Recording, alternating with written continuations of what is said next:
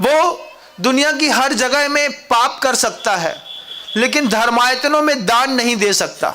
कुछ लोग ऐसे हैं जो निगोद से निकले, एक एक पर्याय में भ्रमण किया, स्थावर बने, 1 इंद्री बने, 2 इंद्री बने, 3 इंद्री, 4 इंद्री, 5 इंद्री बने, मनुष्य बने, जैन कुल पाया।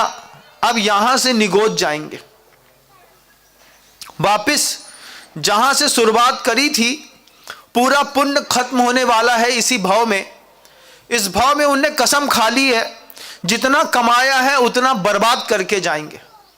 तो बर्बाद करने के लिए वो उठते हैं, पैसा उठाते हैं, विदेश में जाते हैं, और जो पाप जैन शासन में वर्ज्य हैं, वे सारे के सारे सामाजिक पापों को वो वहां पर एक साथ करते हैं। एक व्यक्तिगत धर्म होता है, जैन शासन में एक सामाजिक धर्म होता है। इन दोनों को आपने शायद कभी ना सुना हो तो सुनिएगा।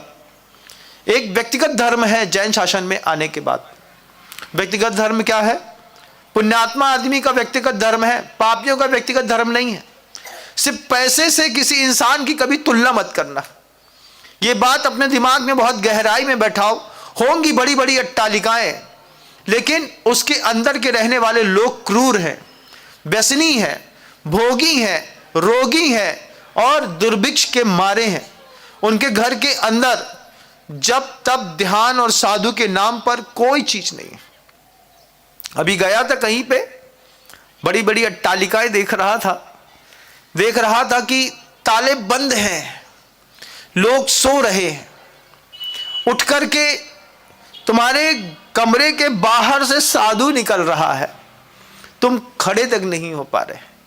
पाप कर्म की उदीर्णा चरम पर थी। मैंने कहा मैं स्थान बदलता हूं, मैं पुण्यात्माओं के बीच में जाऊंगा। सुबह 5:15 बजे से लोग मेरे दरवाजे के बाहर खड़े मिले, दर्शन दो ना। रात को 11 बजे तक धूम धड़ाका होता रहा। हम सुनते रहे रात में भी कि लोग अच्छी भक्ति कर रहे हैं। ये स्थान बदलने का फिर कमाल देखा है मैंने। सिलिकॉन सिटी है, दुनिया के हर साधु को एक बार जरूर आना चाहिए, एक बार। इधर के लोगों का स्नेह भक्ति देखने लायक है। इंदौर आओ, और अगर सुकून चाहिए हो और अच्छी भक्ति चाहिए हो तो सिलिकॉन सिटी जरूर आना चाहिए, मैं आप सबको कहता हूं। आचार्य भगवंत कहते हैं पुनर्जन्म पे जाके देखिएगा। जो लोग यहाँ पर आज हमारे आपके बीच में हैं, उनकी उपलब्धियां मत देखिए, उनकी प्रकृतियां, उनकी प्रवृत्तियां देखिए। तो जिनका पूर्व भाव का पुण्य था, इस भाव में पुण्य है, और यहां से वो उठ करके सिर्फ सीधे देव बनेंगे, वो यहां पर भी पुण्य संचय कर रहे हैं। उनको दिखाई देता है कि पुण्य करने का कुछ साधन है। तो व्यक्तिगत धर्म है देवत यदि गुरु पूजासु, देव पूजा, गुरु की उपासना, स्वाध्याय, संयम, थोड़ा थोड़ा तप घर के अंदर, ये व्यक्तिगत धर्म कहलाता है। इस व्यक्तिगत धर्म से आपके जीवन का विकास होता है। पूजा करते हैं, गुरुओं की उपासना करते हैं, स्वाध्याय करते हैं, संयम ग्रहण करते हैं, थोड़ा बहुत तप कर लेते हैं, अष्टमी चतुर्दशी का भी, तो आपका व्यक्तिगत विकास होता है। और सामाजिक विकास होता है अहिंसा से, सामाजिक विकास होता है अस्तेय से, सामाजिक विकास होता है ब्रह्मचर्य से, सामाजिक विकास होता है अपरिग्रहवाद से। अगर तीर्थंकर वर्धमान स्वामी का काम खत्म हो गया होता तो मंदिर का निर्माण भी बंद कर दिया गया होता। वर्धमान स्वामी इस सृष्टि पर आए, आकर के जीवन जीने के लिए सिर्फ 72 साल की उम्र मिली।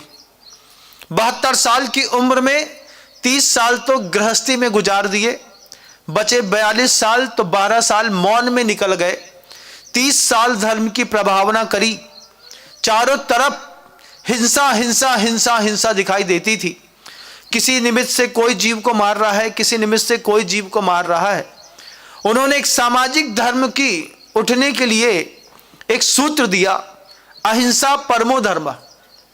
उस सूत्र पर तीर्थंकर वर्धमान भगवान ने काम किया, जहां पर लोग लगातार यज्ञों में बड़ी बड़ी समिधाओं के साथ जानवर मारते थे, गाय मारते थे, बैल भैंस मारते थे, घोड़ा मारते थे।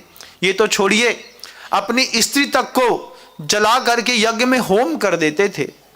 उस वक्त वर्धमान स्वामी ने जो देशना दी अहिंसा परमो धर्म, उस प्रकल्प को उन्होंने बहुत अच्छे से 30 वर्ष तक जिया, लोगों के बीच में प्रभावना करी।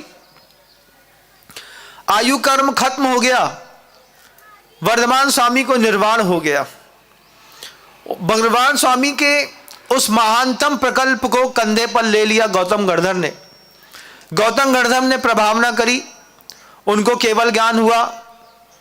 प्रभावना का दारो मदार जम्बू स्वामी, आचार्य भद्रबाहु स्वामी, गोवर्धन स्वामी, विशाखाचार्य महाराज जी से प्रवाहमान परंपरा चलते चलते चलते आचार्यों की वह परंपरा होते होते आज हमारे सामने वर्तमान में उस अहिंसा परमो धर्म का शंखनाद और जवाबदारी संभालने की जवाबदारी जिन कंधों पर है, गुरुदेव श्री समय सागर जी महाराज श्री जी, आज उनका एक ऐसा बड़ा काम उनके कंधे पर गुरुदेव श्री विद्यासागर जी महाराज श्री जी रख करके गए।